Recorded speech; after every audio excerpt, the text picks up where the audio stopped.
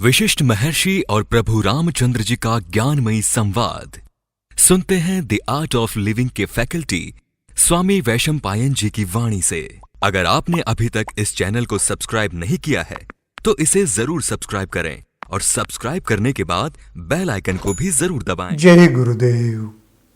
योग वशिष्ठ के अगले एपिसोड में आप सबका स्वागत है। पिछले ही चर्चा को आगे बढ़ाते हैं। वशिष्ठ महर्षि जी ने आगे कहा, दाम, व्याल और कट जो तीन दानवों की कहानी चल रही थी, उनके संबंध छूट जाने पर सांबर जो राजा जिन्होंने उन्हें बनाया था, दैत्य राजा ने, वह इस नतीजे पर पहुंचा कि उन्होंने मूर्खता पूर्वक अहम का धारणा उत्पन्न किया और दुख में जा फंसे। अतः उसने और दानवों को सर्जित करने की ठानी। वो तीन दानव तो किसी काम के नहीं रहे, उनमें अहम उत्पन्न हो गया था, डर आने लगा, सब कुछ हो गया। तो उसने तय किया कि मैं और अलग से दानव उत्पन्न करूंगा। उसने निश्चय किया कि ये जो नए दानव होंगे ना, वह आत्मज्ञान से परिपूर्ण होंगे। सांबर ने फिर अपनी जादुई शक्ति से दानव उत्पन्न किए, जिनके नाम थे भीम, भास और दृढ़।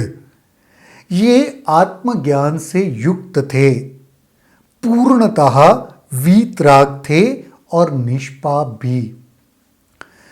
ये संपूर्ण ब्रह्मांड को घास की एक पत्ती से ज्यादा अधिक महत्व नहीं देते थे। ये लोग देवताओं की सेना से लड़ने लगे। लंबे समय तक देवताओं के साथ लड़ते रहने पर भी इनमें अहम उत्पन्न न हुआ। जब भी इनमें अहम ने सर उठाया तो इन्होंने मैं कौन हूं के अनुसंधान के द्वारा इसे दबा दिया। यहां पे एक रहस्य भी बता रहे हैं वशिष्ठ जी। जब जब अहंकार की उत्पत्ति होती है या अनुभूति होती है, उससे अगर आप बाहर निकलना चाहते हो, उस अहम को दबाना चाहते हो, तो यह प्रक्रिया, यह अनुसंधान करना चाहिए, मैं कौन हूं। देखो, सारे आत्मज्ञान की उत्पत्ति का जब उत्पत्ति होती है तो जो मूल प्रश्न उठता है ना, वो यही प्रश्न है। कौन सा? हु एम आई, मैं कौन हूं। जब मैं कौन हूं यह प्रश्न भीतर उठाना, फिर ये सारा खोज आत्मज्ञान का शुरू होता है। क्योंकि मैं को ढूंढते ढूंढते ढूंढते ढूंढते उसी जगह पहुंच जाते हैं और पता चलता है कि उस ब्रह्मन में, उस असीम ईश्वरीय जो भी उसे कहो, उसमें और मुझ में कोई अंतर नहीं है।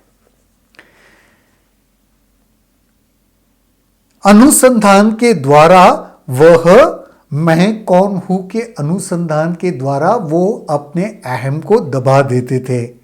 इस प्रकार ये न मृत्यु से भयभीत थे और न इनमें कर्तापन का भाव था।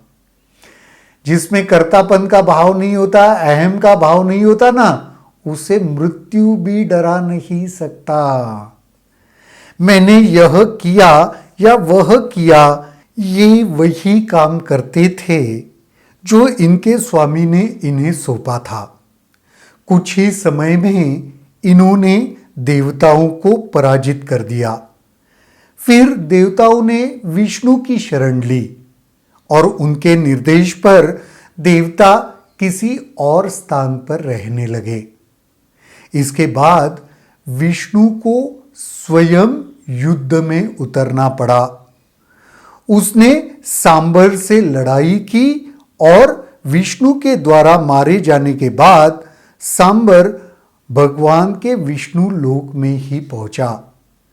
भीम, भास और दृढ़ भी रणभूमि में गिरने के बाद विष्णु ने उन्हें आत्मज्ञान प्रदान किया, क्योंकि उनमें अहम नहीं था। तो यहां पे और एक चीज और एक रहस्य उजागर हो रहा है। आत्मज्ञान तभी प्राप्त हो सकता है जब अहम नहीं बचता। तो अहम से मुक्ति होते ही हम आत्मज्ञान के अधिकारी हो जाते हैं। हे राम, बद्ध मन ही बंधन होता है और मोक्ष तब होता है जब मन बद्ध नहीं रहता। जब मन बंधन में है तो मोक्ष किस चीज का? मोक्ष मुमकिन ही नहीं है।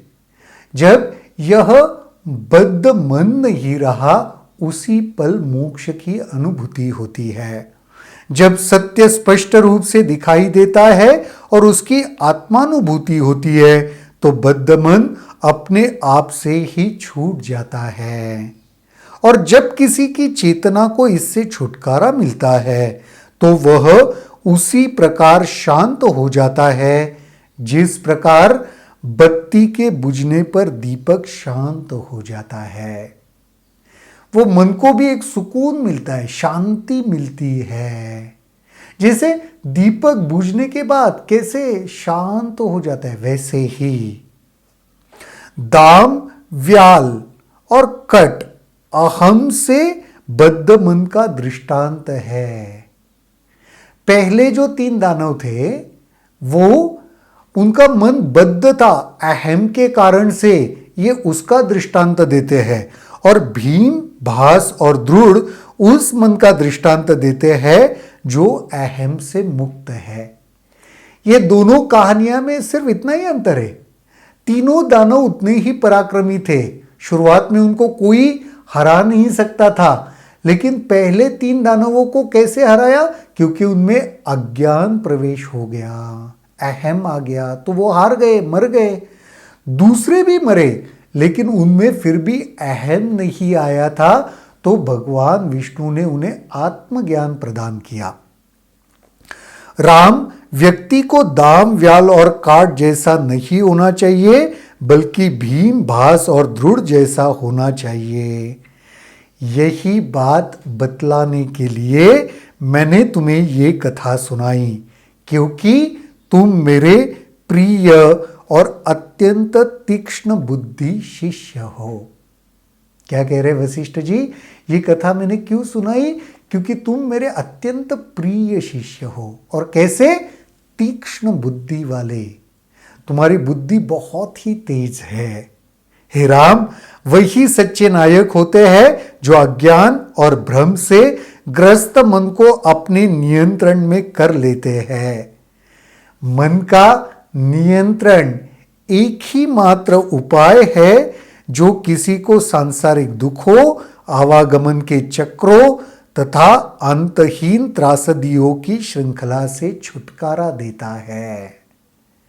मैं दावे के साथ कहता हूं कि सभी ज्ञानों के इस सार को सुनो और अपने संपूर्ण जीवन को सुवासित करो। सुख प्राप्त करने की लालसा बंधन है और उससे छुटकारा ही मोक्ष है। वशिष्ठ महर्षि जी ने इतना सुंदर दृष्टांत देके ये सारी बातें समझाई प्रभु रामचंद्र जी को, और उनके बहाने हम सबको भी ये जानने का मौका मिला। अगले एपिसोड में महर्षि वशिष्ठ जी और क्या कहते हैं वो देखेंगे। तब तक के लिए जय गुरुदेव। अगर आपके इस वीडियो को लेकर कुछ सवाल हैं तो कमेंट सेक्शन में जरूर लिखें, जिसके ऊपर हम आने वाले वीडियोस में चर्चा करेंगे।